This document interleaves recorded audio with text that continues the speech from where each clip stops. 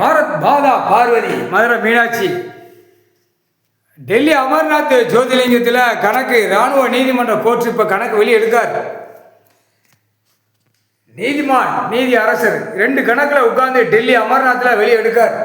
கணக்கு ரொம்ப தப்புக்கு மேலே தப்பு பண்ணி வச்சியா டெல்லியிலேருந்து தமிழ்நாடு வரைக்கும் பலாக்கி வச்சிருக்கான். கால் சத்தியம் பலாக்கி கொண்டே இருக்கான். வெறித்தனமாக இருக்கான் அரசியல்வாதி.